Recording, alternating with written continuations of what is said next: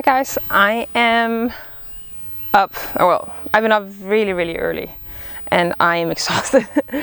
Right now it is early morning and I am by a forest lake, and today I'm gonna toss a model in the water and hopefully do some underwater photography as well here. It's a little harder when you're dealing with a lake because there's so much more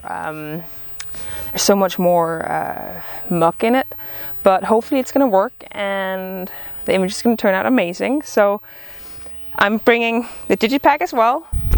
I'm using this underwater camera bag for shooting in the water, and no matter what, it's going to produce some really cool images. It doesn't, even if we don't go as much underwater as I would like, we're still going to be able to use the water as an artistic effect. So I'm really excited about this. It's going to be so much fun, and hopefully in a moment when I get in the water, all this tiredness is going to be just swept away. So I'm going to get started. If you want to see more photography like this, underwater, above water, portrait, doesn't really matter. If you want to see more of it, like this video and hit the subscribe button so you will get notifications when I have more videos coming up.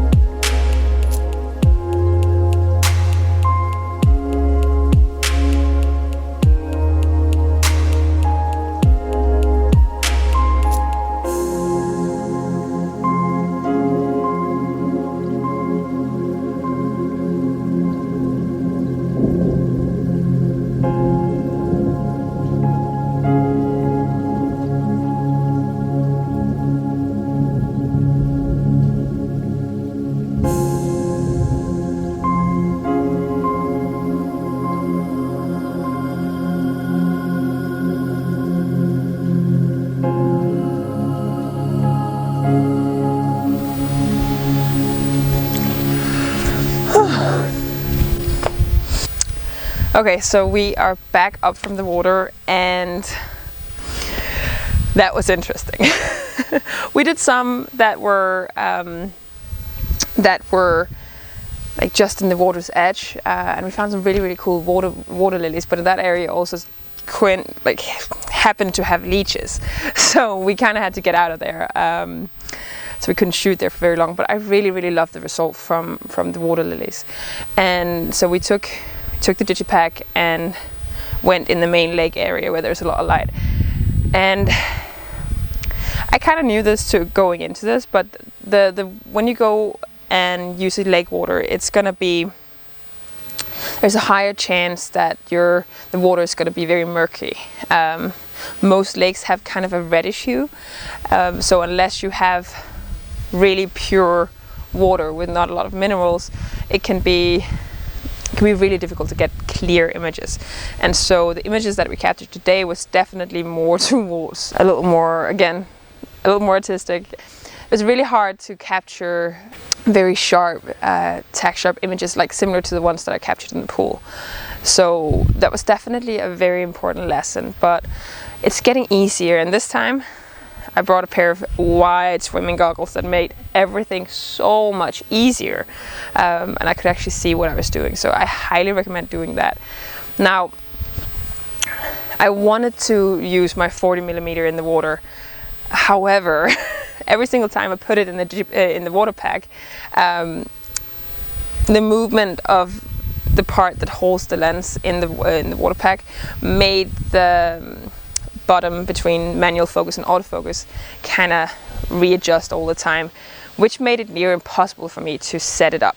So the 40mm lens is so thin that it was just nearly impossible to use it. So I went with the 50mm instead, and as last time I mounted it on my old 5D Mark II, because I'm still not comfortable putting my new Canon R in the water, but that's okay. I really enjoy using the 5D Mark II, and I feel like these sessions that I'm doing for you guys is really challenging my creativity, and it's challenged me to not just rely on my Canon R, but start using my old stuff as well, start thinking in different ways. So for this session, I had her in a white dress, just like last time with another model, and it worked really, really well. The fabric flowed really beautifully. Now, what would I do differently next time? Well, next time I think I have to consider where I shoot even more. Like, this is beautiful, the location is stunning, the lake is gorgeous, but I really need to find clear water, because I can see the potential that these type of portraits hold. I've seen it from other photographers, and I'm definitely getting excited and interested in doing more of these types of water portraits. For a long time I've done the just above water, but while the model's been in water. But now, opening up this new book of underwater photography is becoming really, really interesting. So it's lakeside underwater photography is different and harder, and you won't get clear images. Your image is going to be kind of reddish, obviously depending on where you are. If you're in a Swedish lake, you're gonna not get a lot because they are dark and red, but here it's just kind of red, and it makes it really difficult. So I think next time I'm gonna see if I can find a swimming hole. They tend to be clearer for some reason, and colder. So today the water was really warm, which helped. I actually think it was warmer than when I went in the pool. So I'm dreading going into colder creek water. But yeah, I think it's gonna be interesting. I also want to do the ocean, but as I discovered last time I took my digipack out on the water, which was in the ocean. It's a whole different level when you're on the coastline, because you have to consider waves and tides, and you're going to be pushed around. And if you then also have a model that's not used to being underwater, then things get tough and hard. But my model today did a really, really good job, and I can't wait to show you guys the results from this session, because there's a lot of different ones that I really enjoyed. So yeah, it was fun. And if you like this video, make sure to subscribe to my channel and like the video. Comment below if you want to see more underwater photography, and if you have any tips for me, frankly, I can use all the help that I can get.